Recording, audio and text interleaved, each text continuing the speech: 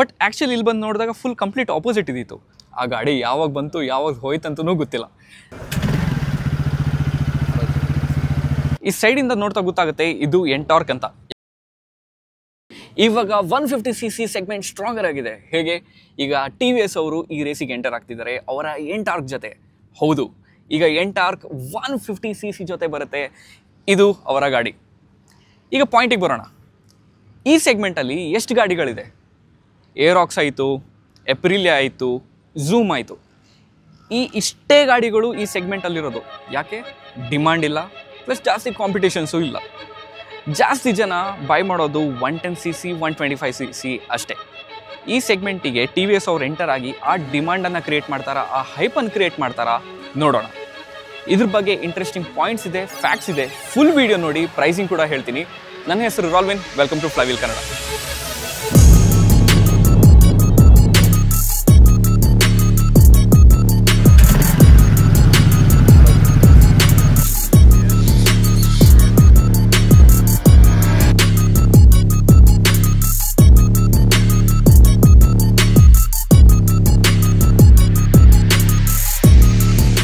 $150cc engine ಅಂತ ಗೊತ್ತಾದ ತಕ್ಷಣ ತಲೆಯಲ್ಲಿ ಒಂದು ಇಮ್ಯಾಜಿನರಿ ಸ್ಕೆಚ್ ಬಂದಿತ್ತು.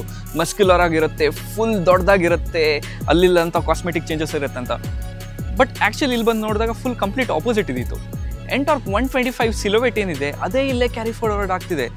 ಆ ಸ್ಟೀರಿಯೋ ಟೈಪ್ ಏನಿದೆ, ಇದು ಕಾಂಪಿಟೇಟರ್ಸ್ ನೀವು ನೋಡಿದಾರ ಫುಲ್ ಹ್ಯೂಜ್ ಬಲ್ಕಿ ಆಗಿರಬೇಕು, ಆ ಇಂಜಿನ್ ಸೈಜ್ ಇದ್ರಲ್ಲಿ ಫಿಟ್ ಆಗಬೇಕಂತ. ಬಟ್ ಆ್ಯಕ್ಚುಲಿ ನೋ, ಅದೇ 125ನ ಚಾಸಿ ಏನಿದೆ ಅದರಲ್ಲೇ ಇದು ಬಿಲ್ಡ್ ಮಾಡಿದ್ದಾರೆ. ನೀವಿಲ್ಲಿ ನೋಡ್ಬೋದು ಈ design element. First of all ನನಗೆ ಇಷ್ಟ ಆಯ್ತು ಅಂತ ಹೇಳಿದ್ದೀನಿ. ಈ ಕಲರ್ ಕೂಡ ಹೊಸ್ತು, ಇದು ನೈಟ್ರೋ ಗ್ರೀನ್ ಅಂತ. ಅದ್ರ ಬಿಟ್ಟು 3 ಕಲರ್ ಆಪ್ಷನ್ಸ್ ಕೂಡ ಇದೆ, ಅದು ನಿಮ್ಮ ಸ್ಕ್ರೀನಲ್ಲಿ ಡಿಸ್ಪ್ಲೇ ಆಗ್ತಿದೆ.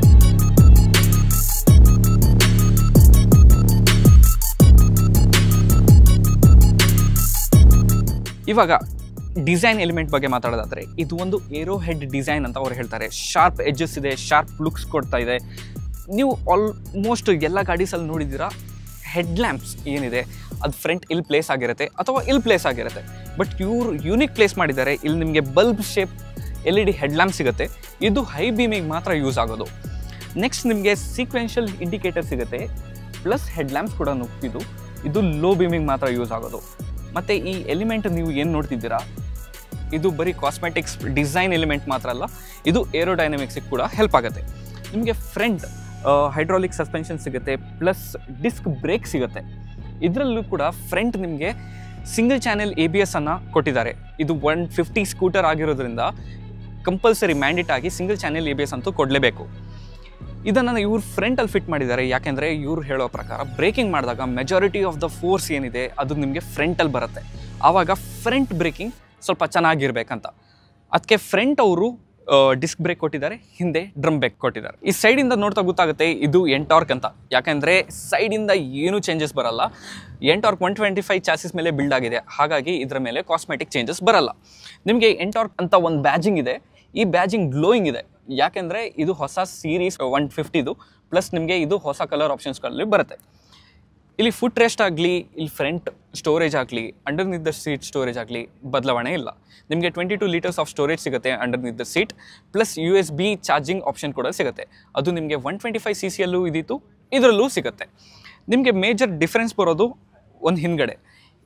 ಮುಂಚೆ ಆ ಟೈಲ್ ಲ್ಯಾಂಪ್ ಏನು ಸಿಗ್ತಿದ್ರು T ಶೇಪ್ಡ್, ಅದು ಸ್ವಲ್ಪ ಡಿಸೈನ್ ಎಲಿಮೆಂಟ್ ಚೇಂಜ್ ಮಾಡಿದ್ದಾರೆ. ಸೀಕ್ವೆನ್ಷಿಯಲ್ ಇಂಡಿಕೇಟರ್ ಸಿಗುತ್ತೆ, ನಿಮಗೆ ಮೋನೋಶಾಕ್ ಸಸ್ಪೆನ್ಷನ್ ಸಿಗುತ್ತೆ, ಪ್ಲಸ್ ನಾನು ಹೇಳಿದಾಗೆ ಇಲ್ಲಿ ಡ್ರಮ್ ಬ್ರೇಕ್ ಸಿಗುತ್ತೆ, ಮತ್ತು ಇದರಲ್ಲಿ ಟ್ರ್ಯಾಕ್ಷನ್ ಕಂಟ್ರೋಲ್ ಕೂಡ ಸಿಗುತ್ತೆ. ಕೂತ ತಕ್ಷಣ ಒಂದು ಫಸ್ಟ್ ಫೀಲಿಂಗ್ ಬರೋದು ಏನಂದರೆ ಈ ಹ್ಯಾಂಡಲ್ ಬಾರ್ ತುಂಬ ವೈಡ್ ಇದೆ. ನಿಮ್ಮ ಕೂತ್ಕೊಳ್ಳೋ ಪೋಸ್ಟರ್ ಕೂಡ ಸಖತ್ತಾಗಿದೆ. ಆ್ಯಕ್ಚುಲಿ ವೈಡ್ ಫೀಲಿಂಗ್ ಬರುತ್ತೆ. ಸೆಕೆಂಡು ಒಂದು ಫೆಮಿಲಿಯರ್ ಥಿಂಗ್ ಏನಂದರೆ ಈ ಫ್ರಂಟ್ ಪೋರ್ಷನ್ ಏನು ನೋಡ್ತಿದ್ದೀರಾ, TVS X ಅಂತ ಒಂದು ಸ್ಕೂಟರ್ ಬರ್ತಿದ್ದಿತ್ತು, ಅದರಿಂದ ಇದನ್ನು ಆಪ್ಟ್ ಮಾಡಿದ್ದಾರೆ. ನೀವು ಆ ವಿಡಿಯೋ ನೋಡಿಲ್ಲ ಅಂದರೆ ನಮ್ಮ ಫ್ಲೈವೀಲ್ ಪೇಜಲ್ಲಿ ಚೆಕ್ಔಟ್ ಮಾಡಿ. ಆ ಗಾಡಿ ಯಾವಾಗ ಬಂತು ಯಾವಾಗ ಹೋಯ್ತಂತೂ ಗೊತ್ತಿಲ್ಲ. ನೆಕ್ಸ್ಟು ನೀವು ಬ್ರೇಕಿಂಗಿಗೆ ಬಂದರೆ 3 ವೇ ನೀವು ಇದನ್ನು ಅಡ್ಜಸ್ಟ್ ಮಾಡ್ಬೋದು. ನಿಮ್ಮ ಕಂಫರ್ಟ್ ಹೇಗಿದೆ ಅದ್ರ ಪ್ರಕಾರ ನೀವು ಅಡ್ಜಸ್ಟ್ ಮಾಡ್ಬೋದು. ನೆಕ್ಸ್ಟ್ ಇಲ್ಲಿ ಬರ್ತಾ ನಿಮಗೆ 5 ಇಂಚಿದ್ದು TFT ಸ್ಕ್ರೀನ್ ಬರುತ್ತೆ. ಇದು ನೀವು ಬೇರೆ ಮೋಡ್ಸನ್ನು ಸೆಲೆಕ್ಟ್ ಮಾಡ್ಬೋದು. ಇದು ವೈಟಲ್ಲಿದೆ. ನೆಕ್ಸ್ಟ್ ನೀವು ಡಾರ್ಕ್ ಮೋಡನ್ನು ಸೆಲೆಕ್ಟ್ ಮಾಡ್ಬೋದು. ನೀವು ನೆಸೆಸರಿ ಇನ್ಫಾರ್ಮೇಷನ್ ಏನು ಬರುತ್ತೆ ಅದನ್ನು ಇಲ್ಲಿ ಬರುತ್ತೆ. ಒಂದು ನೋಟಿಫಿಕೇಷನ್ ಅಲ್ಲಿ ಮ್ಯೂಸಿಕ್ ಆಗಲಿ, ನೆಕ್ಸ್ಟ್ ನೀವು ಲಾಸ್ಟ್ ಎಲ್ಲಿ ಪಾರ್ಕ್ ಮಾಡಿದ್ದೀರಾ, ಇಂಥದ್ದೆಲ್ಲ ನೆಸೆಸರಿ ಇನ್ಫಾರ್ಮೇಷನ್ ಇದರಲ್ಲಿ ಬರುತ್ತೆ. ಬರೀ ಸ್ಕ್ರೀನಲ್ಲಿ ಮಾತ್ರ ಅಲ್ಲ, ನಿಮ್ಮ ಫೋನಲ್ಲಿ ಪ್ಲಸ್ ವಾಚಲ್ಲಿ ಕೂಡ ಇದರ ನೋಟಿಫಿಕೇಶನ್ ಬರುತ್ತೆ. ಅದು ಹೇಗಂದರೆ TVS ಅವರ ಸ್ಮಾರ್ಟ್ ಎಕ್ಸ್ ಕನೆಕ್ಟ್ ಅಂತ ಫೀಚರ್ ಇದೆ. ಈ ಅಪ್ಲಿಕೇಶನನ್ನು ನಿಮ್ಮ ಫೋನಲ್ಲಿ ಅಥವಾ ವಾಚಲ್ಲಿ ನೀವು ಇನ್ಸ್ಟಾಲ್ ಮಾಡಬೇಕು. ಬ್ಲೂಟೂತ್ ವಯ ನಿಮಗೆ ನೆಸೆಸರಿ ಇನ್ಫಾರ್ಮೇಷನ್ ಏನಿದೆ ಅದೆಲ್ಲ ಸಿಗುತ್ತೆ. ನೀವು ಎಲ್ಲಿ ಪಾರ್ಕ್ ಮಾಡಿದ್ದೀರಾ, ಇದರ ಫ್ಯೂಲ್ ಸ್ಟೇಟಸ್ ಏನು, ಇಂಥದ್ದೆಲ್ಲ ನೆಸೆಸರಿ ಇನ್ಫಾರ್ಮೇಷನ್ ಬರುತ್ತೆ. ಇದ್ರ ಜೊತೆ ಇನ್ನೊಂದು ಆ್ಯಡ್ ಆನ್ ಫೀಚರ್ ಏನಂದರೆ ಎಲೆಕ್ಸಾನು ಇಂಟಿಗ್ರೇಟ್ ಆಗಿದೆ. ನೀವು ತುಂಬ ಸೋಮಾರಿತನ ಇದ್ದರೆ ನೀವು ಮನೇಲಿ ಕೂತು ಒಳ್ಳೆ ಎಲೆಕ್ಸ್ ಹತ್ರ ಮಾತಾಡ್ಬೋದು. ಎಲೆಕ್ಸ್ ಹತ್ರ ಕೇಳೋಕ್ಕಿಂತ ಮುಂಚೆ, hey Alexa, ask my vehicle where is my scooter ಅಥವಾ ಫ್ಯೂಲ್ ಎಷ್ಟಿದೆ, ಇಂಥದ್ದೆಲ್ಲ ನೆಸೆಸರಿ ಇನ್ಫಾರ್ಮೇಷನ್ ಅದ್ರ ಹತ್ರ ಕೇಳ್ಬೋದು. ಅದು ನಿಮ್ಮ ಹತ್ರ ರೆಸ್ಪಾಂಡ್ ಕೊಡುತ್ತೆ. ಗಾಡಿಯಲ್ಲಿ ಕೂತ ತಕ್ಷಣ ಈ ಗಾಡಿ ತುಂಬ ಎತ್ತರ ಅಂತ ಫೀಲಿಂಗ್ ಆಗಿಲ್ಲ. ಯಾಕೆಂದರೆ ಇದರ ಸೀಟ್ ಹೈಟ್ ಏನಿರೋದು 770 mm. ಸೇಮ್ ಎಂಟಾರ್ಕ್ 125 ಹೇಗಿದೆ ಆ ಥರನೇ ಸೀಟ್ ಹೈಟ್ ಇರೋದು. ಅದರಲ್ಲೆಂತೂ ಬದಲಾವಣೆ ಇಲ್ಲ. ಡಿಫ್ರೆನ್ಸ್ ಬರೋದು ಎಲ್ಲಂದರೆ ಇದರ ಪರ್ಫಾರ್ಮೆನ್ಸಲ್ಲಿ. ಇದರಲ್ಲಿ ನಮಗೆ 150cc ಸಿಂಗಲ್ ಸಿಲಿಂಡರ್ ಎಂಜಿನ್ ಸಿಗುತ್ತೆ, which is air cooled engine with O3 technology. ಇದರಿಂದ ಏನಾಗುತ್ತಂದರೆ ಗಾಡಿಯ ಕಂಪ್ರೆಷನ್ ರೇಷಿಯೋ ಏನಿದೆ ಅದನ್ನು ಎನ್ಹಾನ್ಸ್ ಆಗುತ್ತೆ ಬೈ ಆಯಿಲ್ ಕೂಲಿಂಗ್. ಈ ಗಾಡಿ 14.2 Nm ಟಾರ್ಕ್ ಪ್ರೊಡ್ಯೂಸ್ ಮಾಡುತ್ತೆ ಮತ್ತು 13.2 PS ಔಟ್ಪುಟ್ ಕೊಡುತ್ತೆ. TVS ಅವರು ಕ್ಲೇಮ್ ಮಾಡಿರೋ ಟಾಪ್ ಸ್ಪೀಡು 104 km/h. ಬಟ್ ನಾವು ಎಕ್ಸ್ಪೀರಿಯನ್ಸ್ ಮಾಡಿರೋ ಪ್ರಕಾರ 106 ಅಥವಾ ಅದಕ್ಕಿಂತ ಜಾಸ್ತಿ ಹೋಗುತ್ತೆ ಅಂತ ಹೇಳ್ಬೋದು. ರೈಡ್ ಎಕ್ಸ್ಪೀರಿಯನ್ಸ್ ಸಖತ್ ಸ್ಮೂತ್ ಆಗಿದೆ. ಪವರ್ ಡೆಲಿವರಿ ಅಂತೂ ತುಂಬ ಚೆನ್ನಾಗಿದೆ. 0 to 60 ತುಂಬ ಕ್ವಿಕ್ ಅನಿಸ್ತು. ಕ್ವಿಕ್ಕೆಸ್ಟ್ ಅಂದರೆ 5.3 ಸೆಕೆಂಡ್ಸ್ ಒಳಗೆ 0 to 60 ನೀವು ಹೋಗ್ಬೋದು. 60+ ಅಂದರೆ 60ಕ್ಕಿಂತ ಮೇಲೆ ಹೋದಾಗ ಸ್ವಲ್ಪ ಲೀನಿಯರ್ ಡೆಲಿವರಿ ಕೊಡುತ್ತೆ, ಸ್ವಲ್ಪ ಸ್ಲೋ ಇದೆ, ಕ್ವಿಕ್ ಇಲ್ಲ ಅದಾದಮೇಲೆ. ಬಟ್ ಇದನ್ನು ಕಾಂಪನ್ಸೇಟ್ ಮಾಡೋಕ್ಕೆ ಅವರು ಐಗೋ ಅಸಿಸ್ಟನ್ನು ಕೊಟ್ಟಿದ್ದಾರೆ. ಐಗೋ ಅಸಿಸ್ಟ್ ನೀವು ಮುಂಚೆ ಜುಪಿಟರಲ್ಲಿ ನೋಡಿದ್ದೀರಾ, iQube ನೋಡಿದ್ದೀರಾ. ಐಗೋ ಅಸಿಸ್ಟ್ ಅಂದರೆ ನೀವು ಒಂದು ಗಾಡಿ ಓವರ್ಟೇಕ್ ಮಾಡ್ತಿರುವಾಗ ನಿಮಗೆ ಎಡಿಷ್ನಲ್ ಬೂಸ್ಟ್ ಬೇಕಂದರೆ ಐಗೋ ಅಸಿಸ್ಟ್ ನಿಮಗೆ ರೆಡಿ ಅಂತ ಬರುತ್ತೆ. ಸ್ಕ್ರೀನಲ್ಲಿ A ಅಂತ ಒಂದು ಮಾರ್ಕ್ ಬರುತ್ತೆ.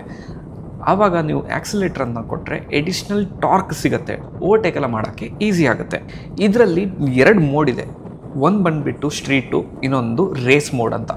ಸ್ಟ್ರೀಟ್ ಮೋಡಲ್ಲಿ ಎಗ್ರೆಷನ್ ಸ್ವಲ್ಪ ಕಮ್ಮಿ, ಬಟ್ ರೇಸ್ ಮೋಡಲ್ಲಿ ನಿಮಗೆ ಪವರ್ ಸ್ವಲ್ಪ ಜಾಸ್ತಿ ಅನಿಸುತ್ತೆ. ಅದೊಂದು ಸ್ಲೈಟ್ ಡಿಫ್ರೆನ್ಸ್ ನಿಮ್ಗೆ ಗೊತ್ತಾಗುತ್ತೆ, ಜಾಸ್ತಿ ಮಾರ್ಜಿನ್ ಅಂತ ಇಲ್ಲ.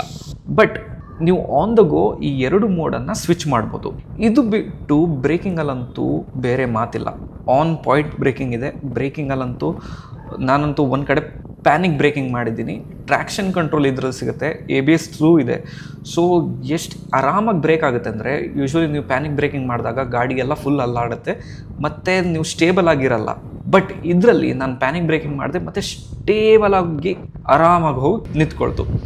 ಸೊ ಅದೊಂದು ಹ್ಯೂಜ್ ಪ್ಲಸ್ ಅಂತ ಹೇಳ್ಬೋದು. ಒಳ್ಳೆ ಅಡ್ವಾಂಟೇಜ್ ಇದರಿಂದ. ನಮ್ಮ ಇಂಡಿಯನ್ ರೋಡ್ ಕಂಡೀಷನ್ ಅಂತೂ ಇದು ಬೇಕೇ ಬೇಕು, ಇದೊಂದು ಫೀಚರ್.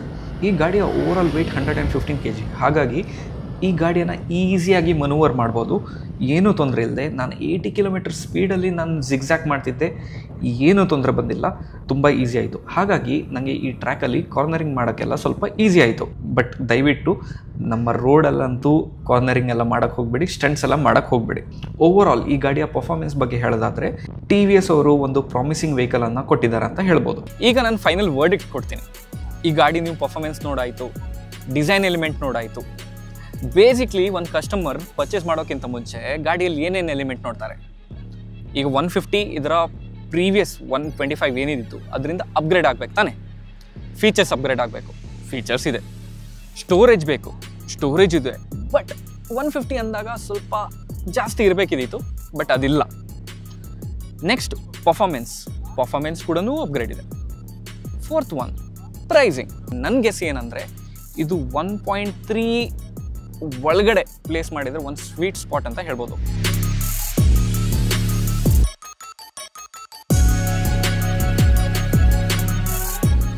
ಯಾಕೆಂದರೆ ಕಾಂಪಿಟೇಟರ್ಸ್ ಮಾರ್ಕೆಟಲ್ಲಿ ಇರೋರು ಎಲ್ಲ 1.5 ಒಳಗೆ ಇದನ್ನು ಆಫರ್ ಮಾಡ್ತಿದ್ದಾರೆ.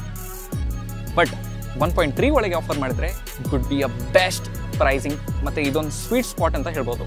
ಮತ್ತು it could cell really well. ಇದು ನನ್ನ ಅಭಿಪ್ರಾಯ. ನಿಮ್ಗೆ ಏನು ಅನಿಸಿತು ಈ ಗಾಡಿ ಬಗ್ಗೆ ಕಮೆಂಟ್ ಸೆಕ್ಷನಲ್ಲಿ ತಿಳಿಸಿ. ಹಾಗೆ ಫ್ಲೈವೀಲನ್ನು ಸಬ್ಸ್ಕ್ರೈಬ್ ಮಾಡೋಕ್ಕೆ ಮರೆಯಬೇಡಿ. ಇನ್ನೊಂದು ವೀಡಿಯೋದಲ್ಲಿ ಸಿಗೋಣ.